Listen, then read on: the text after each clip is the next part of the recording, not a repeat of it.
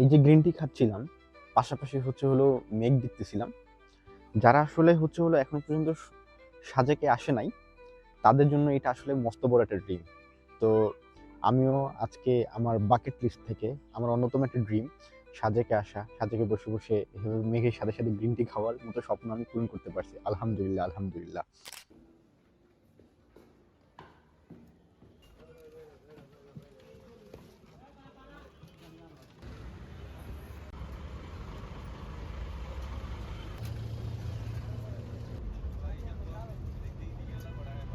আমরা এখন বর্তমানে কুমিল্লাতে একটা হোটেল ব্রেকে আছি। প্রায় 20 মিনিট সময়ের জন্য আমাদেরকে ব্রেক দেওয়া হয়েছে। এর মাঝখানে খাওয়া দাওয়া, শৌচকর্ম যা যা দরকার সব কিছু সেরে নিতে বলা হয়েছে।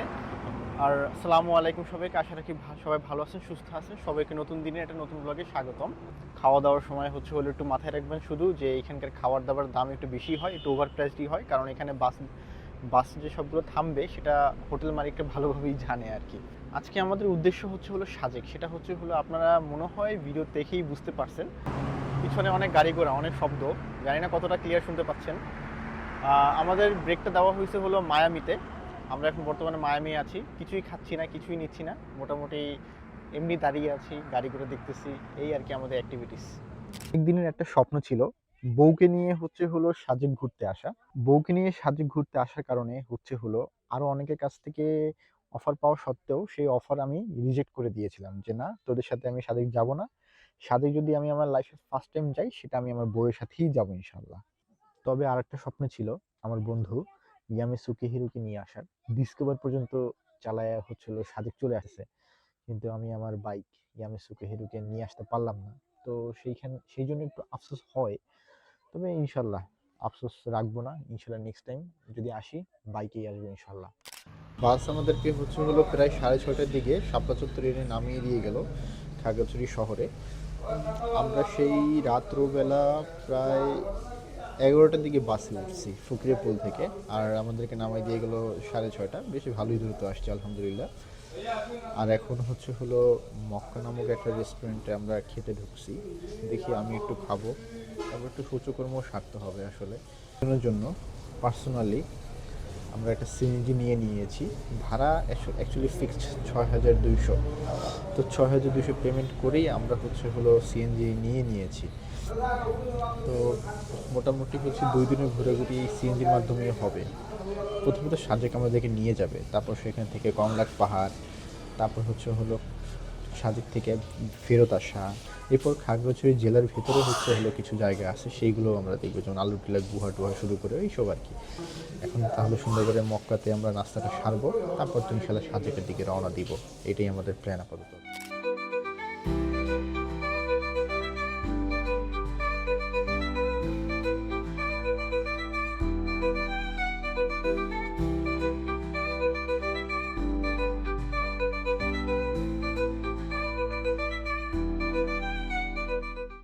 কথা কতটা ক্লিয়ার শোনা যাচ্ছে ঠিক বলতে পারবো না। বর্তমানে আমরা আছি দীঘিনালা উপজেলা। এখান থেকে সাজেক আর মাত্র 45 কিলোমিটার বাকি, যেটা মাইলস্টোনে আমি দেখতে পাচ্ছি। দীঘিনালায় সামান্য একটু রেস্ট নিলাম, কারণ 10টা যে স্কোয়াড, 10টা আবার 10:30 বা 11টা বেজে যায় ছাড়তে, তাই বেটার আমরা দীঘিনালায় একটু রেস্ট নেই, একটু হাঁটাচলা করি। কিছু খাওয়ার একটা ইচ্ছা আপাতত নাই, তবে চলেন কিছু ইতিহাস জেনে আসি সাজেক সম্পর্কে। অলরেডি আপনারা এই ব্যাপারে অবগত হয়তো অনেকেই, যে সাজেক কিন্তু রাঙামাটি জেলায় অবস্থিত হলেও সাজেককে রুফ অফ রাঙামাটি বা কুইন অফ রাঙামাটি বলা হলেও সাজেক কিন্তু যেতে হয় খাগড়াছড়ি জেলার ভেতর থেকে। এটা ভৌগোলিক কারণেই এমনটা হয়েছে আর কি। এই জন্য দেখা যায় সবাই আমরা খাগড়াছড়ি হয়েই সাজেকে যাই। সাজেক সম্পর্কে ঘাটতে গিয়ে অনেক কিছু জানতে পারলাম, আস্তে আস্তে সব কিছুই বলবো। সাজেকের একটা খুবই বাজে একটা ব্যাড পাস্ট আছে, অনেক কান্না, অনেক রক্তক্ষয়ী একটা ইতিহাসও আছে, সেগুলো আমরা জানবো এই ধীরে ধীরে ইনশাআল্লাহ।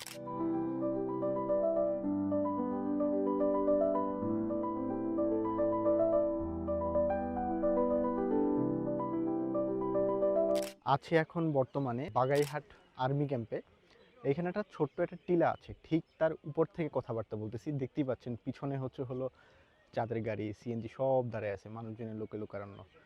তো আর্মি ক্যাম্পে যেহেতু আছি, তো সাজেকের সাথে আর্মির একটা রক্তক্ষয়ী ইতিহাস আছে, সেটা সম্পর্কে আপনাদেরকে একটু জানানো আমার উচিত বলে মনে হইতেছে আর কি। 1996 সালে মে মাসের দিকে সেনাবাহিনীর 7 জন চৌকস অফিসার মারা যান। কারণ কি? কারণটা ছিল হচ্ছিল ইউপিডিএফ আর শান্তি বাহিনীর সাথে একটা রক্তক্ষয়ী যুদ্ধ হয়। তখন অনেক ক্ষয়ক্ষতি হয়, 23 জন ইনজিউর্ডও হয়। এরকম বেশ একটা রক্তক্ষয়ী ইতিহাস আছে। তারপরই হলো সন্তু লারমার সাথে হলো পাহাড়ি শান্তি চুক্তি সম্পন্ন হয় তৎকালীন প্রধানমন্ত্রী শেখ হাসিনার সাথে। যদিও তিনি এখন একজন ফ্যাসিস্ট, যাকে আমরা এখন ফ্যাসিস্ট হাসিনা হিসেবে চিনি। যাই হোক, এই হলো বাগাইরহাট আর্মি ক্যাম্পে আসার পর আমার একটা আর্মি রিলেটেড ইতিহাস মনে পড়লো, সেটাই আপনাদের সাথে শেয়ার করা।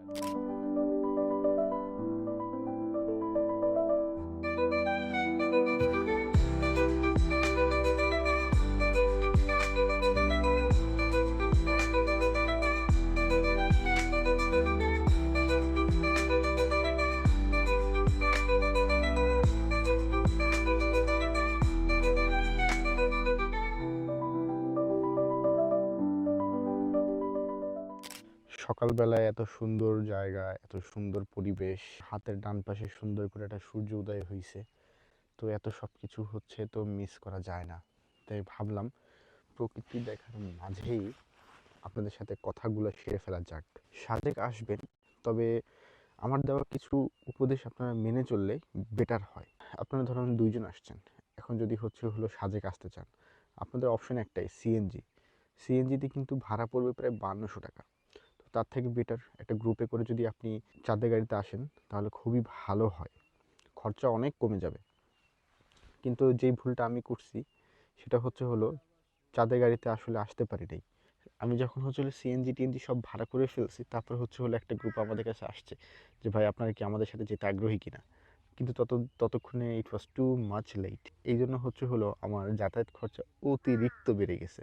6200 টাকা দিয়ে সিএনজি ভাড়া করছি, যদিও হেভি রিল্যাক্সে আছি, কিন্তু খরচা তো অত্যধিক বেড়ে গেছে। এটা হলো আপনাদের জন্য প্রথম উপদেশ। 2, এখানে যদি থাকতে চান, অনেকে ভাবতে পারেন ম্যালেরিয়ার তো এন্ডেমিক জোন, মশা টশা পোকামাকড়ের অবস্থা খারাপ। কিন্তু অবাক করে দিয়ে দেখলাম যে এখানে না আছে কোনো পোকামাকড়, না আছে কোনো মশা। সো খুব বেশি হইলে কয়েল আনতে পারেন, এছাড়া কিছু আনার প্রয়োজন আমি দেখতেছি না। আমি তো ওডোমস পর্যন্ত কিনে ফেলছি, but that was too much unnecessary, West of money. আরও কিছু ব্যাপার শেয়ার করা দরকার, যেমন বাসের টিকিট। যেমন আমি আগেভাগেই বাসের টিকিট কেটে ফেলেছিলাম, আসারটাও। ইনফ্যাক্ট যাওয়ারটা অলরেডি আমি খাগড়াছড়ি আসার সাথে সাথেই কেটে ফেলছি, যেটা আপনারাও করবেন। কারণ আপনারা আগে থেকেই ওইভাবেই কিন্তু হোটেল বুকিং দিয়েই আসতে হবে। হোটেল বুকিং মিনিমাম 1 সপ্তাহ আগে দিয়ে রাখবেন, কারণ হোটেল আসলে পাওয়া একটু টাফ। যদি আপনি এসে খুঁজতে চান, পেতে পারেন যদি কপাল ভালো থাকে। উইকডেতে উইকডেতে আসলে হয়তো হোটেল খালি পেতেও পারেন, কিন্তু যদি ছুটির দিনে আসেন, তাহলে একদমই হোটেল খালি পাবেন না, ভাড়াও বেশি পড়বে। সো আগে থাকি হোটেল বুকিং দিয়ে রাখবেন, টিকিট কেটে রাখবেন, রিটার্ন টিকিটও কেটে রাখবেন, যদি আপনারা ছুটির দিনে আসেন। কিন্তু উইকডেতে আসলে কিছুটা ফ্লেক্সিবিলিটি পাওয়া যায়, তাও আমি বলবো আগেভাগই সব কেটে রাখবেন। হোটেল বুক আগে করবেন, যে আসার টিকিটটা আগে করবেন, যাওয়ার টিকিটও আগে করে রাখবেন। আসলে নয়েজ রিডাকশন মোডটা অন করতে বাধ্য হইলাম, সো সাউন্ড কোয়ালিটি একটু অদ্ভুত রকম শোনাইতে পারে। কারণ আমরা যে রিসোর্টে উঠেছি ঠিক তার পাশেই একটা ভিউ পয়েন্ট আছে, সেখানে একটা বড়সড় একটা ফ্যামিলি, বেশ ওরে ভাই ভাই কথাও বলতে পারতেছে না, জটলা পাকায় আছে আর প্রচুর ছবি তুলতেছে, একদম উত্তেজনা, পুরো উত্তেজনাকর অবস্থা। আসলে এটাই তো মজা, তারা অ্যাকচুয়ালি এনজয় করতেছে। যাক, তারা তাদের কাজে ব্যস্ত থাকুক, আমি আমার কাজে ব্যস্ত থাকি। দুপুর যেহেতু হয়েছে, সো আমাদের লাঞ্চও করা দরকার। আমরা ওইখানে কাছাকাছি কি যেন রেস্টুরেন্টের নাম ঠিক মনে নাই, আপনারা হয়তো স্ক্রিনে বা ভিডিওর মধ্যে দেখতে পাবেন।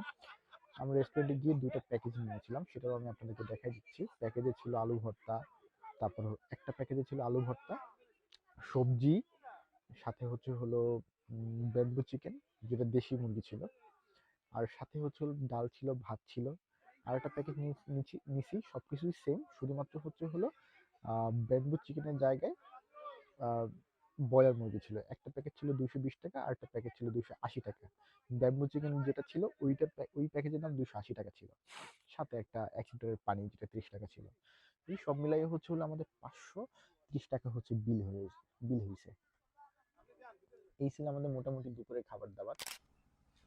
আর বিকেলবেলার অ্যাক্টিভিটি বলতে তেমন কিছু ছিল না। আমরা সিএনজিতে করে শুধুমাত্র হচ্ছে হলো কংলাক পাহাড়ে ঘোরা পর্যন্ত গেলাম। তারপর কংলাক পাহাড়টা হচ্ছে হলো আমি আর আমার ওয়াইফ বেয়ে বেয়ে হেঁটে হেঁটে উপরে উঠলাম।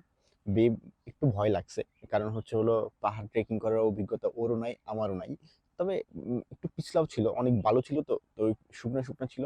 আমাদের যে জুতা সেটা বারবার পিছলে যাচ্ছিল, সেটা ফ্যাক্ট না, বাট হচ্ছে হলো উপরে উঠে ভাই অসাধারণ ভিউ দেখছি। একদম হচ্ছে হলো রাঙামাটির চূড়ায়ও আমরা গেছি। খুবই ভালো লাগছে আর কি ব্যাপারটা। সাজেককে যে কেন কুইন অফ রাঙামাটি বা রুফ অফ রাঙামাটি বলা হয়, সেটা হচ্ছে আসলে কংলাক পাহাড়ে গিয়ে টের পাইছি আমরা, আলহামদুলিল্লাহ। বেস্ট কিছু সময় কাটলো তখন। ওইখানে গিয়ে আমরা হচ্ছে হলো একটা দোকানে 2 রকমের পিঠা পাইলাম। 2টা কি আমরা মালপোয়া বলতেছি, একটা সাদা রঙের ছিল, একটা কালো রঙের ছিল। ভাই জিনিসটা খায় এত মজা লাগছে, এত মজা লাগছে। এই সেম জিনিসই আমরা হচ্ছে হলো আবার সেই হেলিপ্যাডে গিয়েও খাইছি, আলহামদুলিল্লাহ। সেই মজা ছিল, সেই।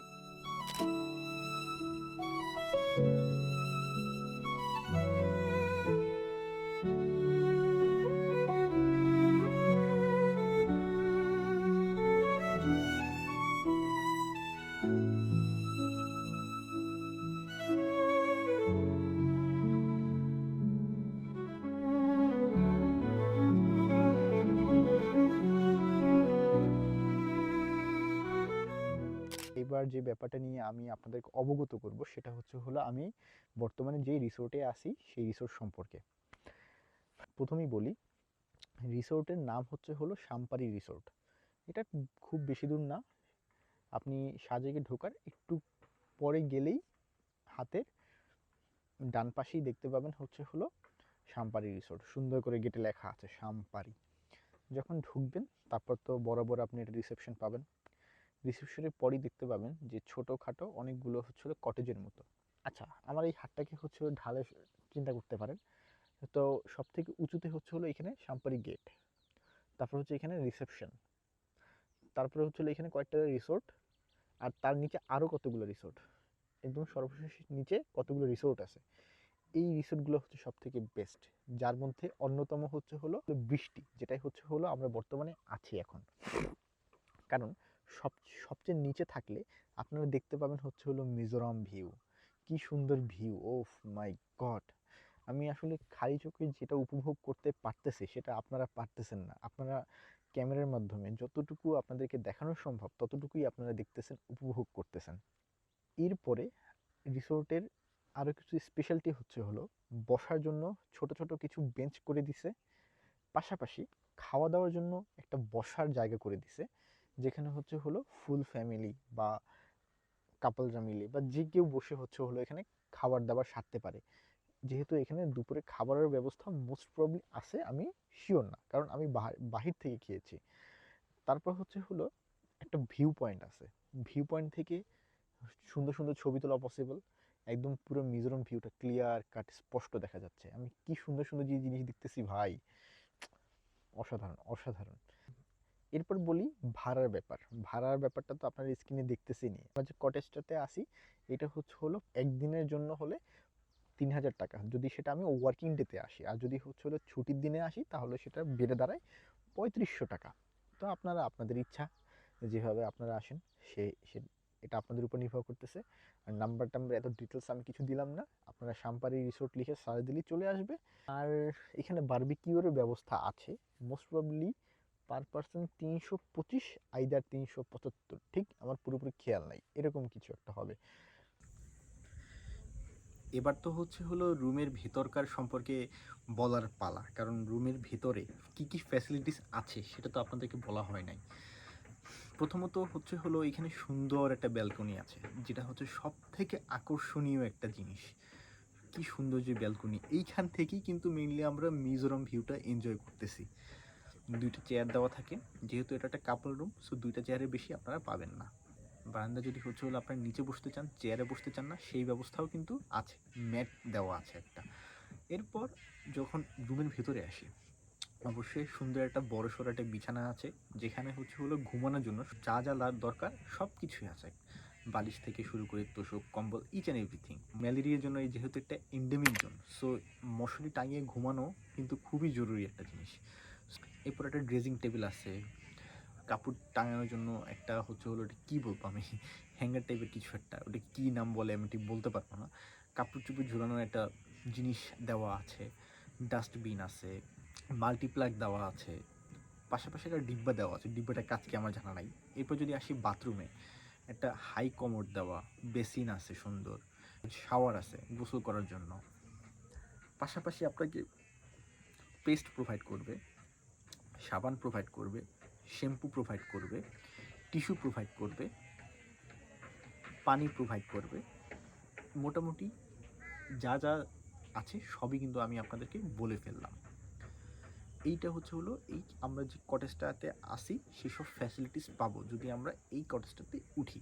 পাশাপাশি এরকম সমমনা কটেজ, যেমন হচ্ছে হলো বৃষ্টি, পাশে হচ্ছে মোস্ট প্রবলি মেঘ আছে, এই পাশে যেন এটা কী, এটা নাম ঠিক বলতে পারবো না, এরকম হচ্ছে হলো স্পেশাল 3টা কটেজ আছে।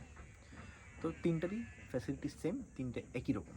আর এখানে তো অবশ্যই কারেন্ট আছে, এটা একটা সবথেকে বড় ব্যাপার। মানে সাজেকে হচ্ছে হলো কারেন্ট নাকি আগে ছিল না। আমি এখন 2025 থেকে প্রায় 4 বছর আগে, মানে 2019-এর শুরুর দিকে মোস্ট প্রবলি এখানে কারেন্ট আসছে। হয়তো আমি কিছুটা ভুলও হতে পারি, কেউ যদি হচ্ছে জেনে থাকেন তাহলে আমাকে ধরাইয়ে দিন যে আমি এখানে ভুল করতেছি। সাজেক ট্যুরে আসছেন, আর চাঁদ শব্দটা আপনারা অনেকবার শুনছেন। সাজেক ট্যুরের আগে, সাজেক ট্যুরের সময়, সাজেক ট্যুরের পরে, বলেন তো কোন জিনিসটা? চাঁদের গাড়ি। এখন চাঁদের গাড়ির নাম, এটা তো আসলে জিপ বা ট্রাক, কিন্তু এটার নাম চাঁদের গাড়ি কেন? এই কোশ্চেনটা কি আপনার মাথায় আসছে? আমি জানি আসছে, বাট কখনো খুব একটা ঘাটানোর চেষ্টা করেন নাই। চলেন একটু ইতিহাস ঘাঁটি আমরা। আগে একটা সময় রাঙামাটি থেকে এই সাজেক পর্যন্ত আসতে সময় লাগতো মানুষের প্রায় 2.5 দিন।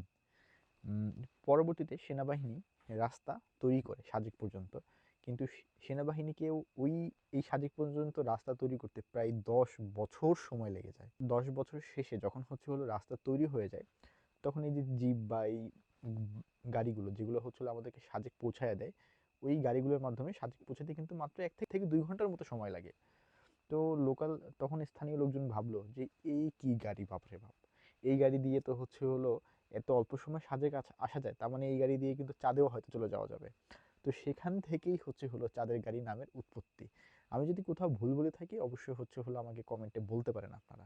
আমাকে অনেক কালো দেখা যাচ্ছে, আর একটা মোবাইল থেকে হচ্ছে ফ্ল্যাশ লাইট মেরে একটু নিজেকে দেখানোর চেষ্টা করতেছি। যাই হোক, আমার কথাগুলো শুনে ইম্পর্টেন্ট, আমাকে দেখা বেশি ইম্পর্টেন্ট না। কেমন লাগলো এতটুকু? রাতের বেলা হচ্ছে হলো তেমন কোনো অ্যাক্টিভিটিস ছিল না আসলে। আমি আর আমার বউ হেঁটে হেঁটে হচ্ছে হলো হেলিপ্যাড গেলাম, এরপর নামলাম হচ্ছে হলো ফুড হান্টিং এ। শুনেছিলাম যে সাজেকের হচ্ছে হলো হেলিপ্যাডে ভালো ভালো নাস্তা পাওয়া যায়। আমরা হচ্ছে হলো বিনি চালের মালপোয়া খেলাম, তারপর হচ্ছে হলো আম, জিলাপি খেলাম, পাহাড়ি শিমের কি যেন একটা ভাজা, মানে তেলে ভেজে দিচ্ছে এরকম কিছু একটা খেলাম। তারপর হচ্ছে হলো নুডলস খেলাম। আরেকটা দোকানে গিয়ে হচ্ছে হলো আমরা চিকেন রোল খেলাম, মোমোস খেলাম, পাশাপাশি হচ্ছে হলো বাঁশের চপ খেলাম। এরপরে হচ্ছে হলো আমরা আরেকটা জিনিস খেয়েছি, সেটা খুবই মজা ছিল। লাস্টের দোকানে কি একটা খাইছিলাম, মোমো খাইছিলাম, বাঁশের চপ খাইছিলাম, চিকেন রোল খাইছিলাম, আর ডিম চপ, হ্যাঁ। পাশাপাশি হচ্ছে হলো আমরা ডিম চপ খেয়েছিলাম। তো এই খাবারগুলোর মধ্যে হচ্ছে হলো ডিম চপটা রিকমেন্ডেড, বিনি চালের মালপোয়াটা মাস্ট মাস্ট মাস্ট, সব থেকে বেশি রিকমেন্ডেড এটা। মোমোসও খেতে পারেন, চিকেন রোলটা খেতে পারেন, বাকি জিনিসগুলো হচ্ছে হলো মোটামুটি অ্যাভারেজ ছিল, আর জিলাপিটাও খেতে পারেন। এই কয়টা জিনিস হচ্ছে হলো খুবই ভালো, খুবই ভালো। তবে বিনি চালের মালপোয়াটা হচ্ছে মাস্ট মাস্ট মাস্ট।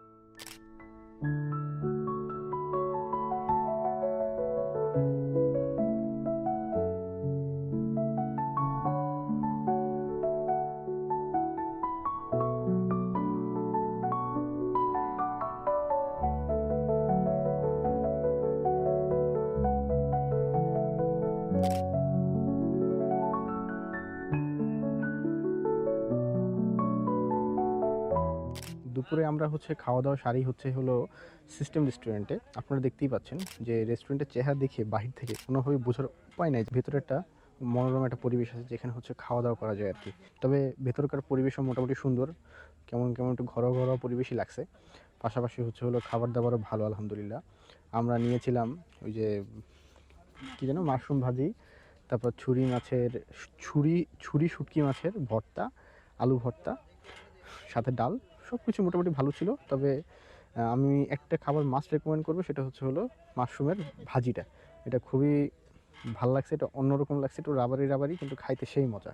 সাজেক থেকে হয়তো বের হয়ে আসছি, তবে এখনও পর্যন্ত ঘোরাঘুরি কিন্তু শেষ হয় নাই। সেই ঘোরাঘুরি শেষ হয় নাই দেখি আপনারা হচ্ছে এখনও দেখতে পাচ্ছেন ভিডিওটা আরও অনেক বড় একটা অংশ বাকি। ওই জায়গাটার নাম আলুটিলা, আর এখানে যে গুহাটা অবস্থিত সেটাকে বলা হয় হলো আলুটিলা গুহা। গুহার এক্সপিরিয়েন্স তো অসাধারণ ছিল। গুহা জায়গাটা সাংঘাতিক অ্যাস্থেটিক একটা জায়গা, কিন্তু দুঃখজনক হলেও সত্য, গুহার ভেতরটা তো পুরোপুরি অন্ধকার।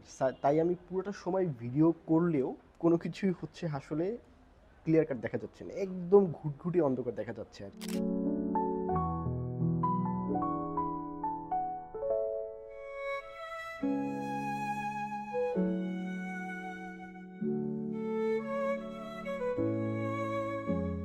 মনে হচ্ছে হলো আমরা অনেক উঁচুতে আছি, কোনো একটা পাহাড়ের উপরে।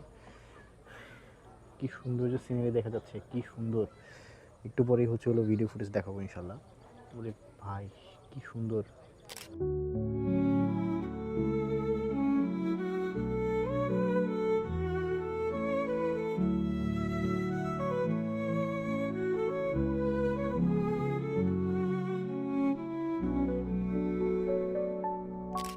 আলুটিলাতে ঢুকতে হলে আপনাকে হচ্ছে হলো টিকিট কাটতে হবে। তো টিকিটটা হচ্ছে হলো আপনি অফলাইনেও কাটতে পারবেন, অনলাইনেও কাটতে পারবেন। তা আমি যেটা করছিলাম অনলাইনে বুদ্ধি করে কাটছি, কারণ হচ্ছে হলো অনলাইনে যদি কাটেন তাহলে হচ্ছে হলো অনেক বড় একটা ছাড় পাওয়া যায়। আলুটিলা থেকে ফেরার পথে আমরা হচ্ছে হলো আরও একটা জায়গাতে ভিজিট করেছিলাম, সেটা হচ্ছে হলো হর্টিকালচার। এখন হর্টিকালচার জায়গাটা অনেক বড় একটা জায়গা। হর্টিকালচার ঘোরার মতো তেমন কিছু নাই আসলে। আপনার হাতে যদি অনেক বেশি সময় থাকে তাহলে আপনারা যেতে পারেন। আমাদের হাতে অনেক বেশি সময় ছিল, অনেক সময় বাকি ছিল। তখন বিকেল মাত্র 5টা বাজে হয়তো, কিন্তু আমাদের হাতে হচ্ছে হলো অফুরন্ত সময় বাকি, রাত্র 9টায় আমাদের বাস। তো আমরা কি করব, এই জন্য হচ্ছে হর্টিকালচার পার্কে আমরা গিয়েছিলাম। একটা জিনিস দেখায়, খালি চোখে দেখা যাবে কিনা বুঝতেছি না। খালি চোখে দেখা যাচ্ছে, কিন্তু ক্যামেরা দেখা যাবে কিনা জানি না। ওই যে একটা পাহাড় সামনে, তার পিছনে আরেকটা পাহাড়, তার পিছনে আরেকটা পাহাড়। অসাধারণ অসাধারণ। ভিতরে আসলে ঘুরে তেমন কিছু নাই, জাস্ট একটা চক্কর মেরে আসলাম, বের হয়ে আসছি। এখন হচ্ছে হলো একটু চার পানি খাই, গলাটা একটু ভিজাই আর কি।